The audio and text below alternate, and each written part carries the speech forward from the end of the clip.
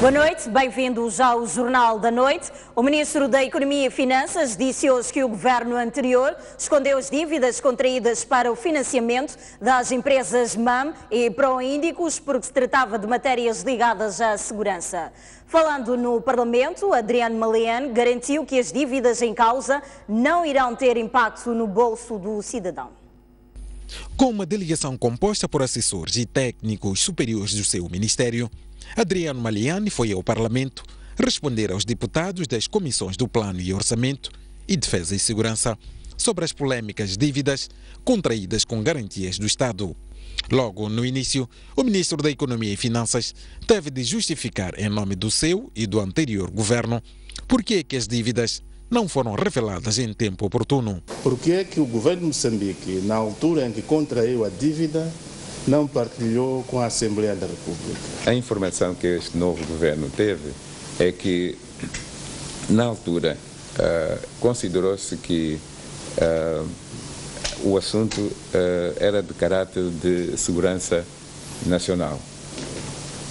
E foi isso que não foi posto, não trouxeram o assunto para aqui. Questionado sobre o impacto das dívidas no orçamento do Estado, Maliani desdramatizou a situação. No caso particular da Proíndicos, cuja viabilidade se afigura duvidosa, o ministro espera que encontre sustentabilidade através de possíveis contratos nos projetos de gás da bacia do Rovuma. A informação que temos é que ainda a empresa não conseguiu fechar os contratos, mas está a trabalhar para que isso aconteça.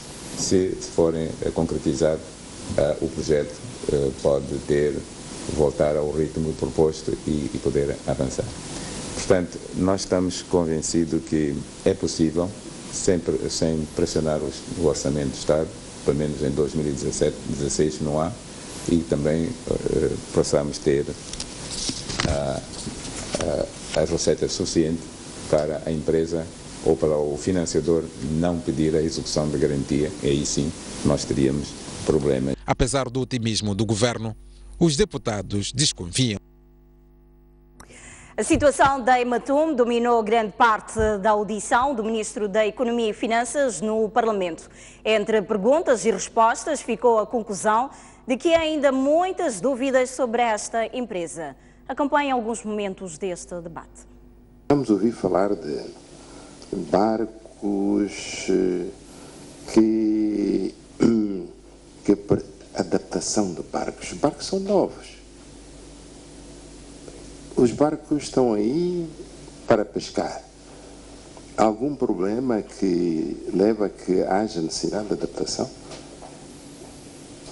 Portanto, certamente que elas foram adquiridos e, portanto, para um certo mercado, a não ser que se verifique que não cumprem exigências desse mercado. O que a empresa nos explicou é que para exportar, por exemplo, atum para a Europa, os compradores, ou melhor, a Europa tem regras para ser seguido. E então eles mandaram uma inspeção para ver os barcos como estavam. E eles recomendaram adaptações para cumprir os requisitos do mercado. Estamos a ouvir falar de atum, então o atum onde é que é comercializado aqui em Moçambique?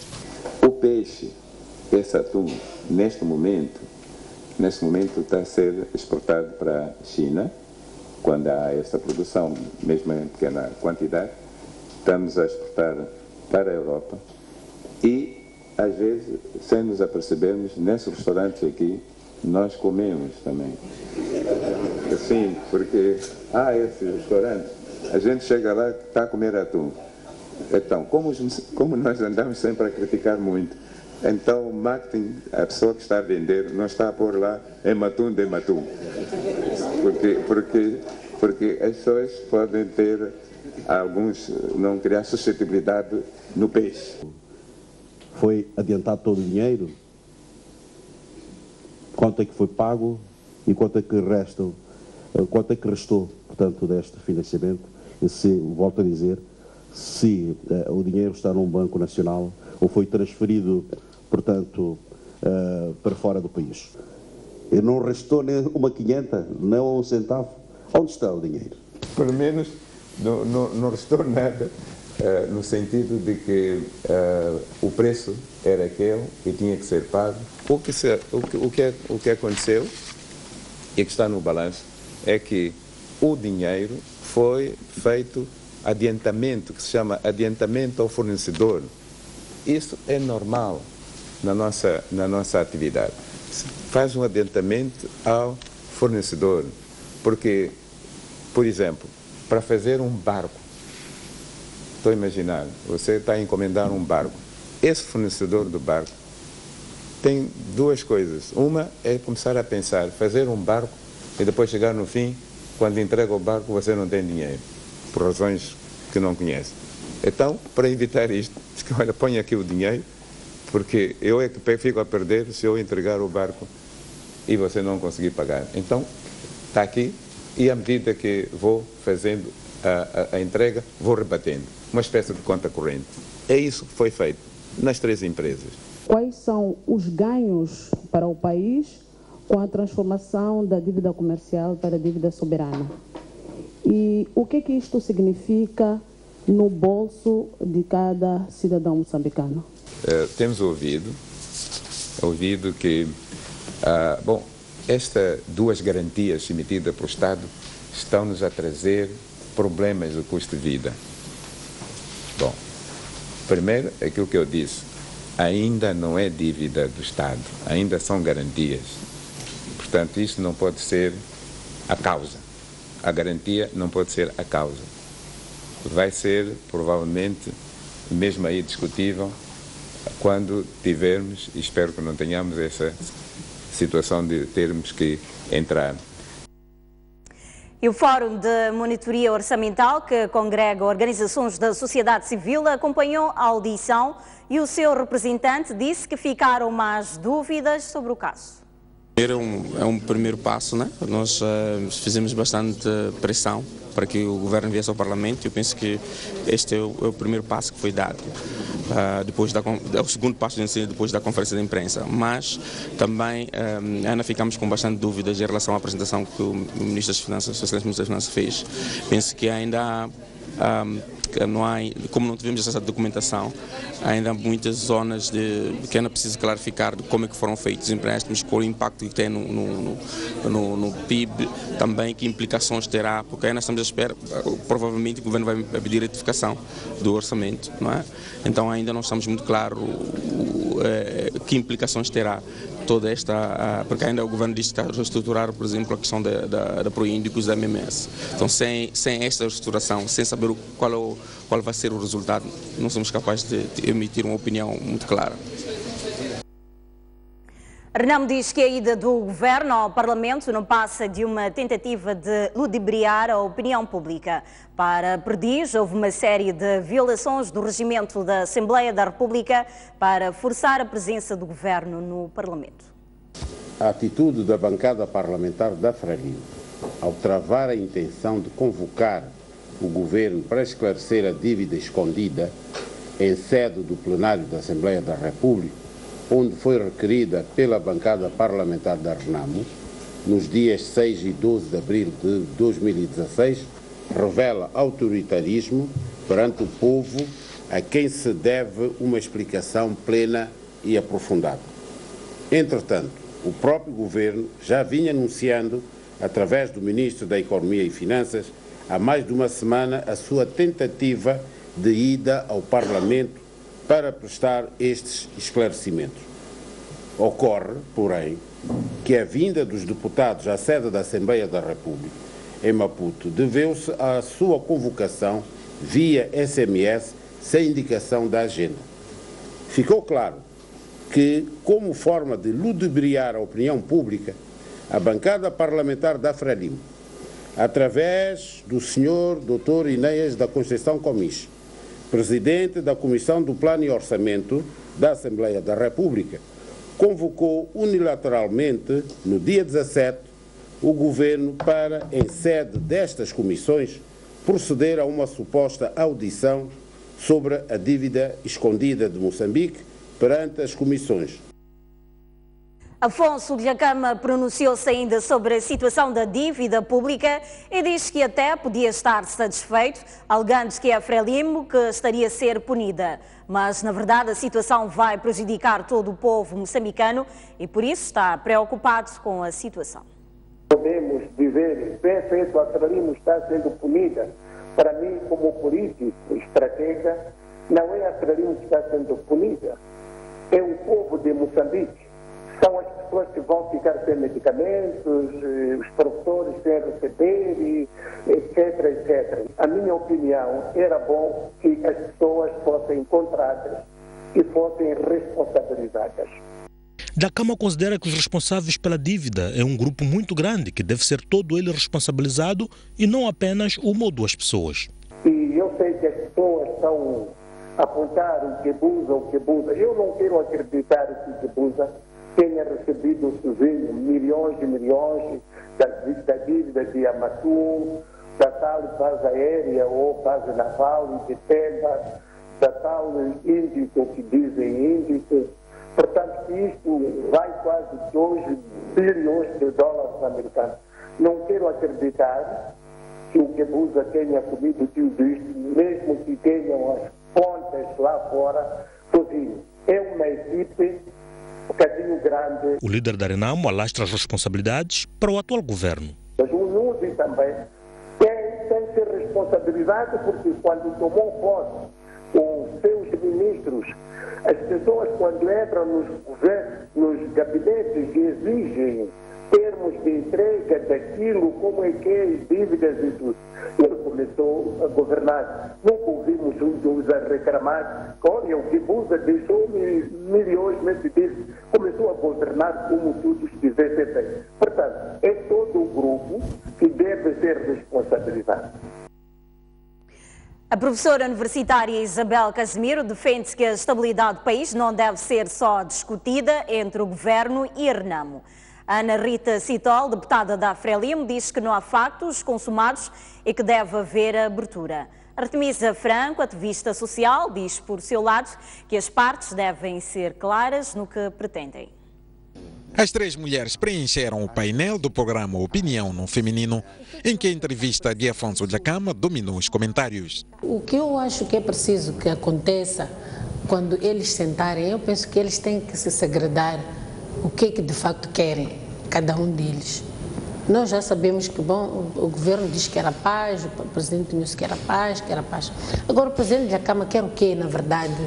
Agora, que seja justo ou não, trazerem-se questões que podem ser suscetíveis para debate ou na revisão da Constituição, eu acho que sim. Não está fechada a possibilidade disso acontecer. A questão que eu sempre coloco é, será que o Estado Federal é a solução para os problemas de inclusão no nosso país? Será que é o Estado Federal que vai resolver as diferenças, vai resolver os problemas que são colocados e alguns com alguma razão da partidarização do Estado, etc, etc. A visita do chefe de Estado à China é bem recebida, mas as comentadoras chamam a atenção ao modelo de financiamento de Pequim. Nós sabemos também o que é que a China quer e temos alguns problemas por causa desses nossos acordos. Eu não estou a ver também a China a vir aqui a fazer-se de menino inocente que está a dar dinheiro assim a granel. Este dinheiro não está a ser dado a granel, de certeza que há condicionalismos. É que o público também às vezes exagera, porque quando foi visita, por exemplo, a Portugal, toda a gente gostou. Toda a gente gostou, mas podiam dizer, puxa, mas por que tem que dar como prioridade a Portugal? Depois de Adriano Maliani pedir desculpas por causa das dívidas escondidas, agora deve ser a vez do Presidente da República. Eu creio que o Presidente da República também se devia dirigir à nação em relação a este assunto. É uma questão que me parece, porque ele é que é o Presidente. Ele é que é a pessoa de todos os consensos. Muitas vezes a palavra da mãe às vezes até não é tão forte como quando o pai diz "ei". O pai quando fala é aquilo que ele falou, é a ordem da casa, é aquilo que deve ser cumprido. Estão a dizer aquilo que já sempre dissemos, o chefe do Estado é o mais alto magistrado da nação, tem formas constitucionais que o levam a ir à Assembleia sempre que achar que deve ir. O programa Opinião no Feminino vai ao ar hoje às 23 horas na STV Notícias e é veiculado no canal Generalista ou aberto no domingo às 11h30.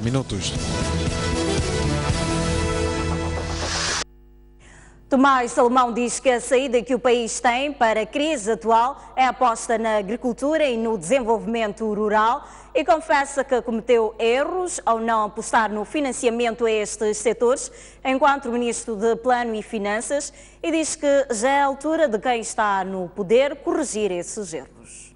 Sala cheia e entusiasmo dos presentes. Foi assim que foi recebido Tomás Salomão nesta quarta-feira no Instituto Superior de Relações Internacionais. Economista de profissão que durante 22 anos ocupou cargos importantes, como o de Ministro de Plano e Finanças e dos Transportes e Comunicações. Chamado a falar sobre a globalização e impacto na economia moçambicana, Tomás Salomão começou por assumir que cometeu erros durante a sua governação. Sempre se disse em Moçambique que a agricultura é prioridade, mas eventualmente não venhamos levar o assunto às últimas consequências, incluindo eu, quando era Ministro das Finanças, eventualmente não tenho levado o assunto às últimas consequências. Mas esta visão deve mudar porque a solução para a crise está na agricultura. Só isso é que nos vai permitir, em primeiro lugar, gerar emprego, o desenvolvimento rural integrado, elevar a produtividade e estándares, produzir comida para consumo interno, para combater a fome e a subnutrição. Parte da dívida, parte das responsabilidades e forma de ultrapassar o problema que temos é repensar na maneira como olhamos para a agricultura. O futuro está na agricultura. Ainda no contexto da crise, o orador disse que a queda dos preços das matérias-primas no mercado internacional beneficia os países em desenvolvimento. Nós podemos reclamar, podemos chorar, podemos gritar, mas eles não param de comprar. E não param de comprar não para utilizar. Eles fazem para reforçar as suas reservas. O atual cenário de preços, seja o preço do carvão, seja o preço do petróleo, seja o preço do gás, seja o preço do ouro e da platina, seja o preço do cobalto, são preços que, em última instância, apenas favorecem os países desenvolvidos. Após pouco mais de 1h30 de apresentação, Salomão foi confrontado com algumas questões. Como proteger a soberania ou o interesse nacional neste cenário de pressão interna e internacional? As quais respondeu prontamente. Alimente os seus cidadãos. Isto é o que nos vai fazer mais soberanos, mais orgulhosos, mais independentes e reduzamos a nossa dependência. No final, o orador principal da palestra, que se enquadra na celebração dos 30 anos do IGRE, mostrou-se disposto a voltar àquela instituição de ensino superior para debater o assunto com mais profundidade. O antigo ministro dos Recursos Minerais e Energia, John Cachamila, diz que os recursos minerais sozinhos não vão desenvolver Moçambique. Formado em Geologia, o autor de Do Vale do Rift ao Sonho da Liberdade, Memórias de Lissungo, disse no programa Grande Entrevista da STV que a ideia do Fundo Soberano é boa, mas que o país não pode deixar dinheiro guardado enquanto tiver muitas necessidades por suprir. Eu nunca acreditei que os recursos minerais sozinhos vão desenvolver um país como Moçambique. Por ser um setor que vai apoiar, vai dar o estímulo ao desenvolvimento econômico do país. Não é o único setor que vai resolver. E qual é a sua visão sobre a criação de um fundo soberano com receitas provenientes da exploração dos recursos minerais? Essa ideia não é má. Nós sabemos também que as nossas necessidades são enormes. Esse fundo pode nos ajudar. É como a pessoa deixar o dinheiro no banco. Mas quando há tantas necessidades do país, esse fundo vai sofrer muita pressão para resolver alguns problemas. Mas a ideia não é mau, mas temos que saber como gerir esse fundo. E seja fundo que de facto é utilizado quando há necessidade imperiosa. E não seja um fundo que vai resolvendo pequenos problemas que o país enfrenta.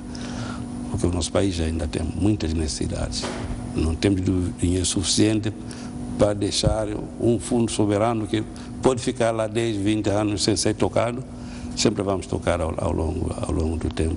Mas eu acho que a ideia é boa, mas não sei se isso vai nos ajudar 100% a resolver os nossos problemas. Os governos de Moçambique e da China acordaram hoje em Beijing o estabelecimento de uma parceria estratégica global para o desenvolvimento bilateral. A decisão foi tomada durante as conversações havidas entre as delegações de ambos os países, chefiadas pelos respectivos presidentes Filipe Nyusi e Xi Jinping, que tiveram lugar no Grande Salão do Povo, na capital chinesa. Esta parceria, disse Zhang, deverá incluir a cooperação em todas as áreas: política, segurança, econômica, comercial e cultural. Os dois países também acordaram reforçar a cooperação política em áreas de importância vital. Um dos acordos visa desenvolver a capacidade produtiva em Moçambique, que pretende incentivar mais empresas chinesas a investirem no país, particularmente na indústria de manufaturação, agricultura e desenvolvimento de infraestruturas. Muito bem, vamos continuar a olhar outras notícias. O Ministro do Interior diz que a polícia vai continuar a investigar os corpos encontrados espalhados em Manica, mesmo tendo sido enterrados. Jaime Basílio Monteiro considera que o enterro dos corpos não significa ausência de elementos de investigação. Foi no último dia 4 de maio que jornalistas confirmaram a presença de corpos espalhados nas matas do distrito de Macossa, província de Manica, depois do governo ter desmentido a sua existência. 8 dias depois, o comando da PRM Manica anunciou que uma equipa conjunta deslocou-se ao terreno para remover os corpos que foram enterrados sem passar pela medicina legal. Esta terça-feira, questionado por jornalistas, Jaime Basílio Monteiro voltou a comentar o caso e insistiu que mesmo com os corpos enterrados, as investigações vão prosseguir baseadas em indícios encontrados no local. Um crime, por mais que o objeto do crime não pareça estar visível, mas as manifestações criminosas elas devem continuar a falar. É por isso que, como sabeis, há aquilo que se chama vestígios. Ocorre um roubo numa casa, alguém entrou na casa e desapareceu, mas recolhe-se vestígios. Então, a polícia científica tem obrigações de fazer falar aqueles elementos que podem conduzir ao esclarecimento deste crime. O enterro dos corpos não significa o encerrar da ação investigativa. Ela vai continuar a ocorrer e, na melhor ocasião, poderemos ter informações adicionais. Esta foi a segunda vez que o ministro do Interior comentou o tema dos corpos espalhados em Manica. No último domingo, Jaime Basílio Monteiro já tinha o feito, atribuindo a obra a Renamo. Temos consciência, temos convicção que é obra da Renamo, não há dúvida. É a zona de mobilidade frequente dos homens armados da Renamo, enquanto nós estamos desdobrados na Estrada Nacional número 1, na Estrada Nacional número 7, na Estrada Nacional número 6. O antigo presidente do Conselho de Administração da Eletricidade de Moçambique foi nomeado administrador não executivo da petroquímica sul-africana Sasol. Moçambique torna-se assim no primeiro país africano, excluindo a própria África do Sul, a ter um membro no Conselho de Administração da gigante Sasol. Manuel Quambo, que tem cerca de 30 anos de experiência no setor energético, vai iniciar suas funções na Sasol a 1 de junho próximo. Quambo foi PCA da EDM durante 7 anos e é formado em Engenharia Eletrónica. Muito bem, vamos agora observar um breve intervalo e voltamos dentro de instantes com mais notícias. Até já.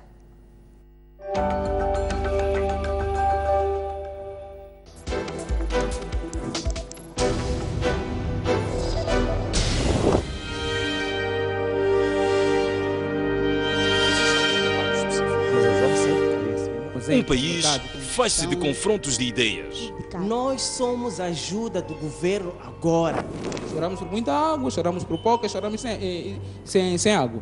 Da pluralidade de opiniões. De uma ou de outra forma, as coisas têm que andar. Vamos evitar essa questão de eu tenho um negócio, depois de amanhã torna-se um elefante branco. Não é possível formar um empresário, um empreendedor em um dia. Para outro sítio também. Nosso autocarro até aos 5 anos, aos 2 anos estava arrebentado. Falar é muito simples e trazer dados também é a coisa muito simples. Mas vamos à prática, não é o que se verifica o que está a dizer. Há muitos jovens que começam e têm vontade de continuar, mas não vão a lugar nenhum. O debate da nação é desta diversidade de pensamentos que é Moçambique. Essa diversidade. Empreender não são pequenos negócios de barraco, qualquer coisa. Nós estamos a destruir.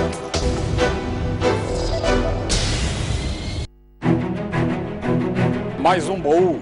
Recordações, momentos épicos, momentos marcantes, grandes vitórias, campeões. Como é que o futebol começou na sua vida e o que é que foi o futebol? Eram todas equipas bem estruturadas com um futebol de se tirar o chapéu. A gente jogava aqui na Baixa, saía da Baixa. Era obrigado a fazer o jogo dos palmaninhos. Antigos jogadores, paraquedistas, árbitros, pugilistas, médicos. O primeiro envolvimento direto foi como médico da seleção que foi aos Jogos Olímpicos, Moscovo, 1980. Hoje já temos a capacidade de fazer diagnósticos e cirurgias artroscópicas. O paraquedismo começa quando eu via militares da Força Aérea saltar. A dobragem de paraquedas é uma coisa fundamental. Uma campeã nasce ou faz-se? Um talento tem que nascer, mas também não basta só nascer, tem que se fazer para ser campeão.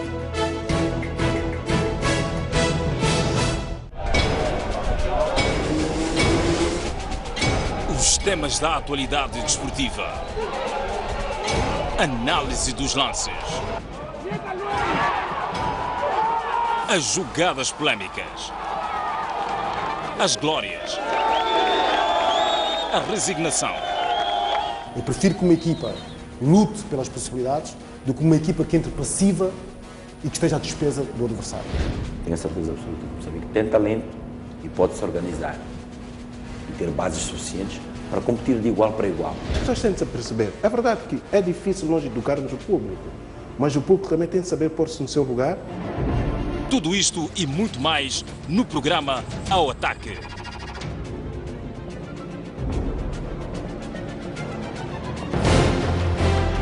Um país sem história é um país sem futuro.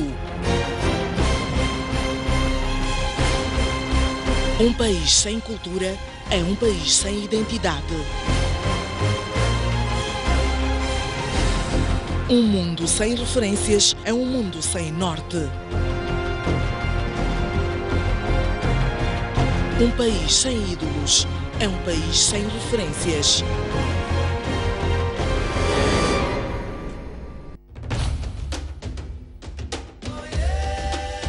O Parque Nacional de Gorongosa é um dos maiores símbolos do nosso país. Pelo valor da sua biodiversidade, também pelo papel que desempenha no apoio às comunidades que ali vivem. O sucesso da manutenção e da conservação da biodiversidade, o apoio às comunidades que ali vivem, só é possível com a contribuição de cada um de nós. É fundamental que cada um dos moçambicanos perceba o enorme valor que este parque representa para o posicionamento de Moçambique a nível nacional, regional e mundial.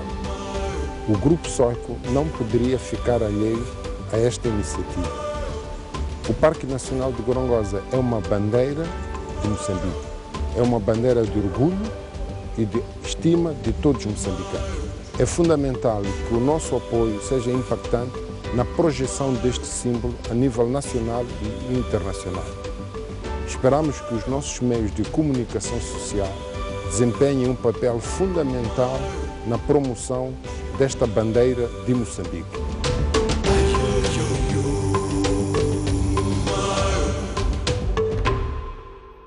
Nosso compromisso é com as pessoas, os fatos e as suas implicações. Mas não ignoramos as causas, os custos, as razões e as responsabilidades. Estamos atentos aos nossos dramas, ações, conquistas e celebrações. Questionamos quem, onde, quando, como e, sobretudo, porquê.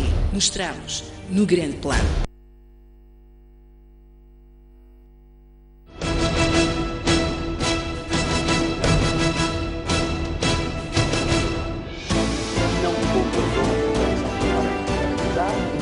Eles representam o povo. Renamo deve, claramente, de uma forma, desarmar-se.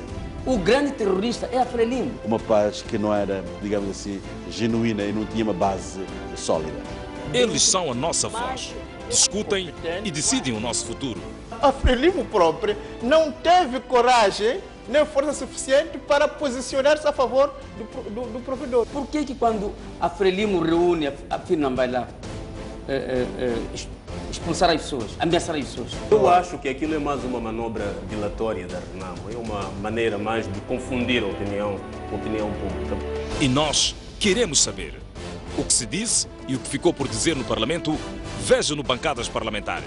Um debate a acompanhar todas as sextas-feiras pelas 18 horas.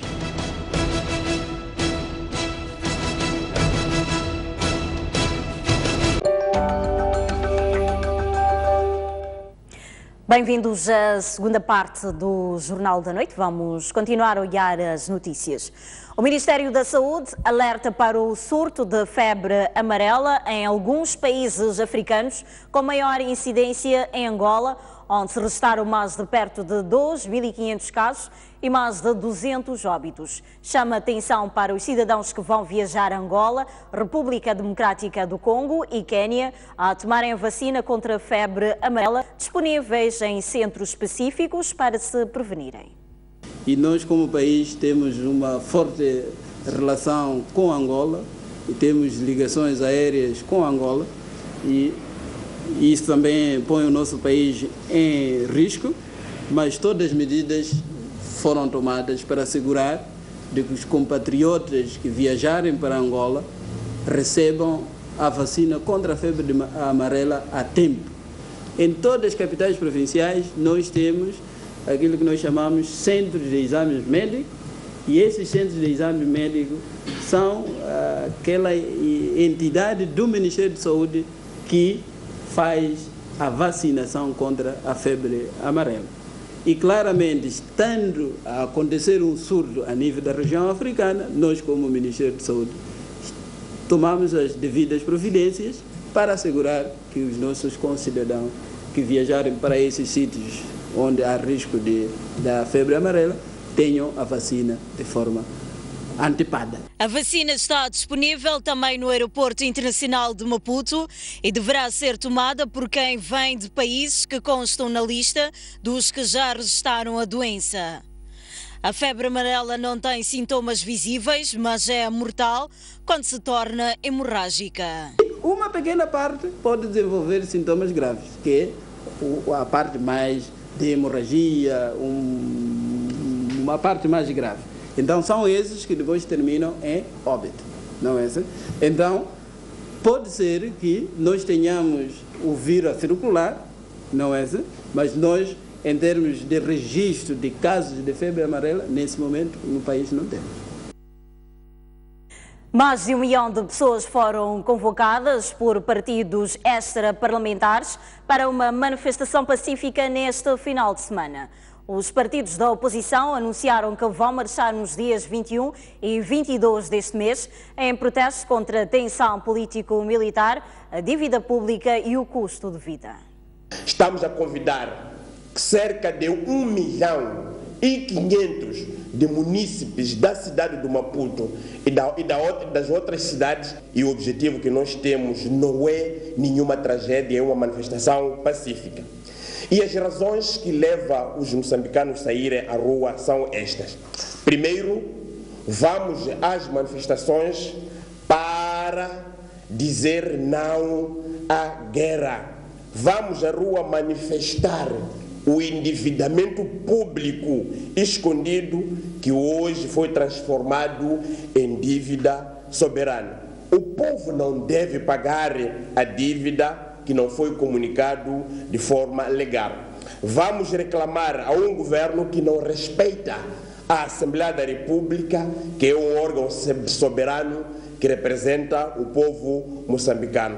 Vamos à rua exigir publicamente a responsabilização dos mentores da dívida pública para responderem em barra da justiça. Vamos à rua reclamar o custo da vida nos bolsos dos cidadãos. Vamos à rua reclamar o fim da violação dos direitos humanos, os sequestros, os esquadrões da morte. A Vodacom Moçambique anunciou hoje oficialmente que passa a fornecer internet através da rede fixa direcionada a empresas e outras instituições do setor público. Com a nova unidade de negócios, a empresa passa a identificar-se não só como de telefonia móvel, mas também de comunicações. Para começar a fornecer internet através da rede fixa, a Vodacom Moçambique investiu nos últimos 3 anos cerca de 200 milhões de dólares em infraestruturas, entre elas a fibra óptica que liga todo o país. O objetivo é permitir que as empresas troquem informações consideradas de grande dimensão através de internet rápida e de fácil acesso. Neste momento, o acesso à internet. Eu posso fazer uma conexão. O acesso à internet não é internet móvel, é uma banda dedicada. Eu forneço uma banda dedicada aos nossos clientes para poderem usufruir e poderem expandir os seus serviços. Hoje anda tudo à volta do digital. Nós queremos fazer downloads de grandes documentos. Tudo isto precisa de capacidade dedicada para os clientes. É isto que nós oferecemos. E depois a interligação entre escritórios. Portanto, um cliente que tenha vários escritórios a nível nacional, fazer esta ligação e manter online cada um dos escritórios é o que nós neste momento estamos a fazer. Portanto, é esta transformação. Já existia no passado. Portanto, o posicionamento da Vodacom é que se tornou uma realidade nos últimos 2, 3 anos para acompanhar esta tendência do mercado. A Vodacom diz que já fez metade dos investimentos que planeou para esta nova unidade de negócios e pretende aumentar à medida que as necessidades dos clientes seguirem esta tendência. Atualmente, 15% da receita global da empresa é proveniente das empresas. Com os investimentos, a empresa quer aumentar a percentagem para 30% até o ano 2022. Portanto, eu falava mais da Vodacom no quebrar com o mito de telecomunicações móveis ou da mobilidade ou da telefonia móvel para um ciclo mais abrangente sobre comunicações. E hoje se nos falam em quem são os vossos concorrentes. Os concorrentes hoje já não são os habituais. Do meu ponto de vista, os nossos concorrentes hoje são outros. E a nível regional jogamos um papel fundamental. Hoje uma operadora que esteja a operar num dos países à nossa volta é um concorrente nosso. Portanto, é para aí que nós olhamos também.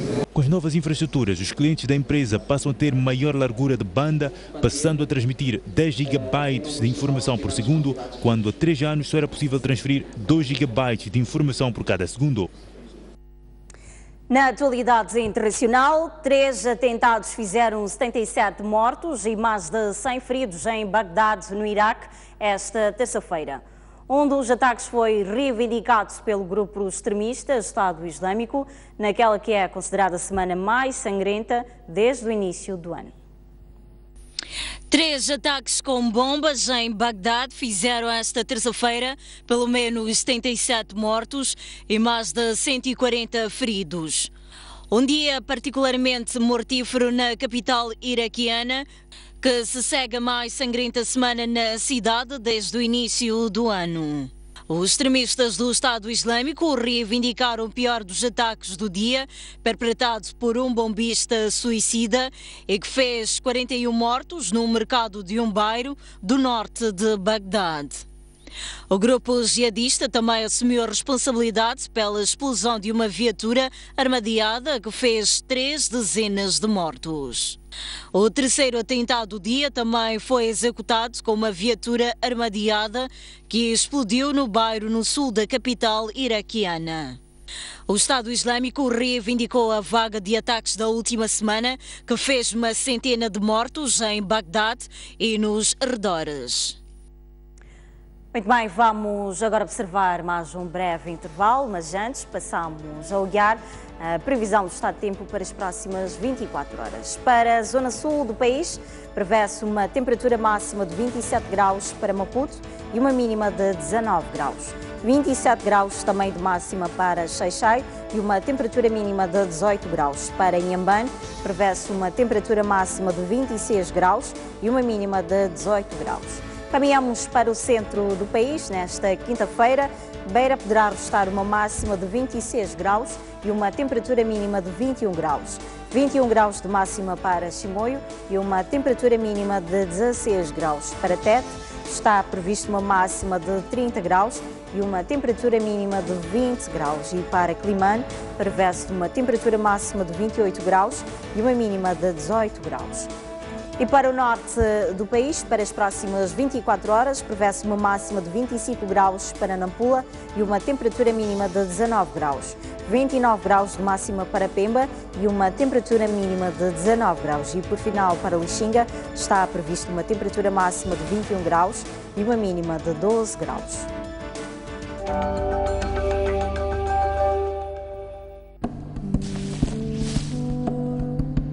Reduzem os níveis de precipitação e aumenta a vulnerabilidade das populações.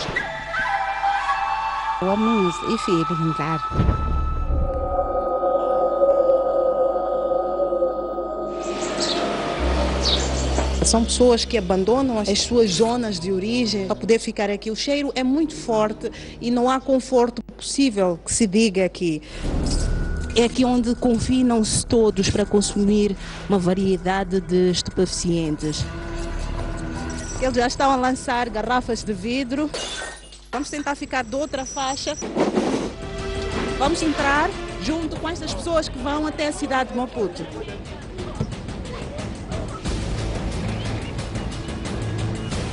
Olá, eu sou a Selma Inocência, junte-se a mim no Grande Plano, aqui na STV.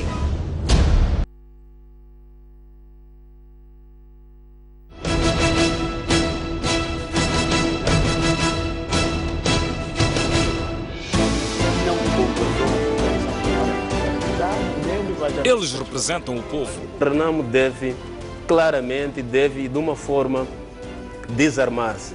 O grande terrorista é a Frelimo. Uma paz que não era, digamos assim, genuína e não tinha uma base sólida. Eles são a nossa voz. Discutem e decidem o nosso futuro.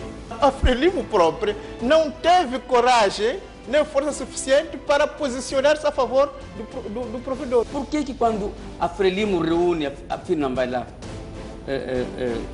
expulsar as pessoas, ameaçar as pessoas? Eu acho que aquilo é mais uma manobra dilatória da Renamo. É uma maneira mais de confundir a opinião pública. E nós queremos saber o que se disse e o que ficou por dizer no Parlamento. Veja no Bancadas Parlamentares. Um debate a acompanhar todas as sextas-feiras pelas 18 horas.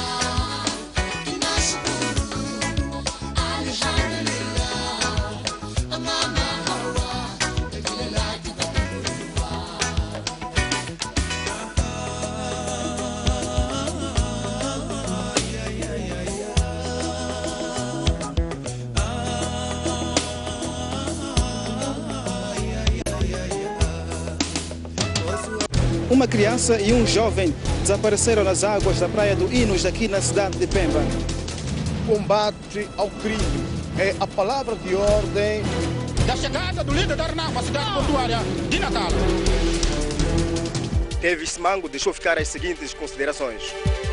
A partir da cidade da Beira e com imagens de Manel Chicaba. No interior desta viatura seguiam 4 ocupantes. A reunião que aprovou a primeira Constituição da República. Bairros periféricos das cidades de Maputo e Matola. A alma do magistrado calou-se precisamente neste local. As notícias do país cabem todas aqui.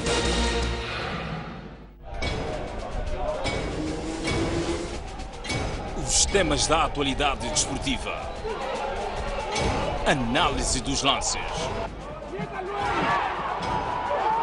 As jogadas polémicas. As glórias. A resignação. Eu prefiro que uma equipa lute pelas possibilidades do que uma equipa que entre passiva e que esteja à despesa do adversário. Tenho a certeza absoluta que Moçambique tem talento e pode se organizar e ter bases suficientes para competir de igual para igual. As pessoas têm de se perceber. É verdade que é difícil nós educarmos o público, mas o público também tem de saber pôr-se no seu lugar. Tudo isto e muito mais no programa Ao Ataque.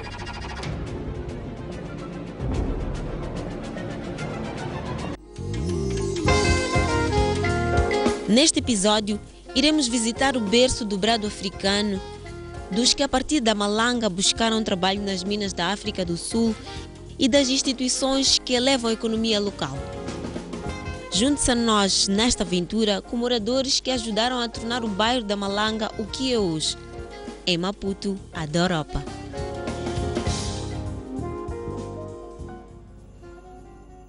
Uma criança e um jovem desapareceram nas águas da praia do Inos, aqui na cidade de Pemba. Combate ao crime é a palavra de ordem da chegada do líder da RENAMO à cidade portuária de Natal. Teve Simango deixou ficar as seguintes considerações. A partir da cidade da Beira e com imagens de Manel Chicaba. No interior desta viatura seguiam 4 ocupantes. A reunião que aprovou a primeira Constituição da República. Bairros periféricos das cidades de Maputo e Matola. A alma do magistrado calou-se precisamente neste local. As notícias do país cabem todas aqui.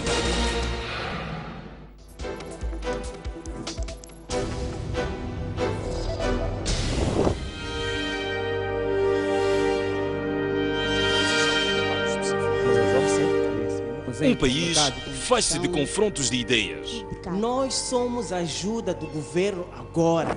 Choramos por muita água, choramos por pouca, choramos sem água. Da pluralidade de opiniões. De uma ou de outra forma, as coisas têm que andar. Vamos evitar essa questão de eu tenho um negócio, depois de amanhã torna-se um elefante branco. Não é possível formar um empresário, um empreendedor em um dia. Para outro sítio. Nosso autocarro até aos 5 anos, aos 2 anos estava arrebentado. Falar é muito simples e trazer dados também é a coisa muito simples. Mas vamos à prática, não é o que se verifica o que está a dizer. Há muitos jovens que começam e têm vontade de continuar, mas não vão a lugar nenhum. O debate da nação é desta diversidade de pensamentos que é Moçambique. Essa diversidade. Empreender não são pequenos negócios de barraca, qualquer coisa. Nós estamos a destruir.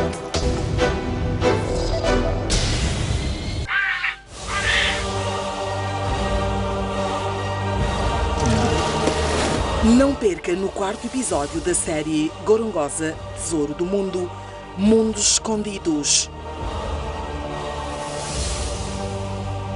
Neste episódio, Bob Paul e a sua equipe juntam-se a 2 cientistas especialistas para desvendar os mistérios da população de crocodilos nunca antes estudados na Gorongosa.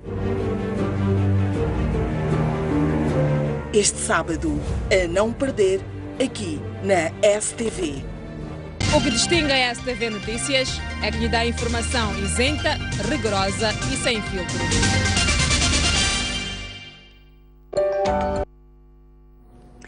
Bem-vindos à última parte do Jornal da Noite. António Sábado já não é técnico principal do Clube 1º de Maio de Climane.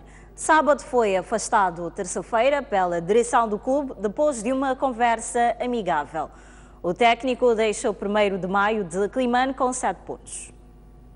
Exato, continuamos a falhar, penso que vamos continuar a trabalhar a finalização, ver se podemos melhorar. António Sábado já não é técnico principal do clube 1º de Maio de Climane. A decisão foi tomada pela direção do clube na última terça-feira.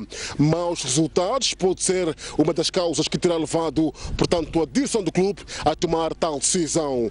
Do meu lado está Mputu Impia, é vice-presidente do clube, para nos explicar o que terá acontecido mesmo para o afastamento do técnico. Eu penso que não podemos falar diretamente de mau resultado, porque quando estamos a ir jogar, temos que esperar 3 resultados. Podemos ganhar, podemos perder ou podemos empatar. Mas conversamos com ele de bom modo e que pode ser, os jogadores não estavam a perceber o sistema de jogo, a política de jogo dele, porque Sábado é um grande treinador. Então, não podemos tirar todos os jogadores, porque sem jogadores não vamos ter jogo. E conversamos com ele se podemos dar uma outra pessoa a chance, porque ele é um grande treinador, né? Um grande treinador. E neste momento, quem é que vai assegurar a equipa? Até que sábado temos um jogo na Cala. Alguém vai ajudar o clube do 1º de Maio. Refira-se que o 1º de Maio de Climane está na antepenúltima posição na tabela classificativa do Moçambola, o que vale dizer que o clube ganhou apenas uma partida de futebol, perdeu 4 e empatou também 4, e que tem neste momento 7 pontos. Com imagens de Iverson Paulo, Jorge Marcos, STV Climane. O Ferroviário de Maputo goleou Águias Especiais por 5 bolas sem resposta em partida da segunda eliminatória da fase da cidade de Maputo da Taça de Moçambique. O mesmo resultado foi alcançado pelo Desportivo diante do Vulcano Futebol Clube. O jogo marcou o regresso de Luís aos relevados depois de cerca de um mês ausente devido à lesão. E o Ferroviário cedo procurou o golo, mas o principal alvo não era atingido. Só depois do 10º minuto vieram os golos. O primeiro por MyStyle aos 12 minutos e 3 minutos depois foi Miami que, com um toque subtil, fez o segundo para a sua equipa. Os Locomotivas desperdiçaram imensas oportunidades de golo até que, a passagem da meia hora de jogo, Luís deu gosto ao pé perante a passividade da defensiva adversária. Depois foi ver o Ferroviário a trocar a bola e um Águia Especiais a correr atrás, tentando evitar uma goleada maior. Mas era impossível parar os campeões nacionais, que marcaram no início da segunda parte, novamente por MyStyle, a aproveitar muitas facilidades dos policiais. Na primeira e única vez que o guarda-redes Locomotiva foi chamado a intervir, foi neste livre, mas sem perigo. Foi preciso esperar pelo derradeiro minuto para voltar a ver mais um golo, marcado por Eric, numa jogada de belo efeito por parte dos Locomotivas. O mesmo Eric ainda teve tempo de enviar a bola ao poste, mas a goleada e a passagem à fase seguinte já estavam seladas. O jogo ficou resumido pelo domínio total nosso, e a jogarmos um futebol de apoio e um jogo que também serviu para rodar alguns jogadores que não têm sido utilizados. O resultado é pesado, sim, mas é um resultado justo, tendo em conta que o Ferroviário foi a equipa que foi mais esclarecida, principalmente na primeira parte. Na outra partida realizada no mesmo campo, o Desportivo também conseguiu uma mão cheia de golos, marcados nomeadamente por Orlando, Joca e Malate, estes 2 últimos que fizeram 2 golos cada. Aliás, os alvinegros voltaram a vencer depois de mais de 4 jogos sem conhecer o sabor da vitória. Eu penso que foi um jogo fácil, a nossa equipa conseguiu também pôr as coisas mais fáceis. Esses jogos servem realmente para aproveitarmos, lançar os nossos miúdos, e hoje, mais uma vez, voltamos a ter esses jogadores júniores a jogarem na equipe sana. Ainda esta quarta-feira, o 1º de Maio de Maputo venceu a Académica por 2 bolas sem resposta e passa à fase seguinte.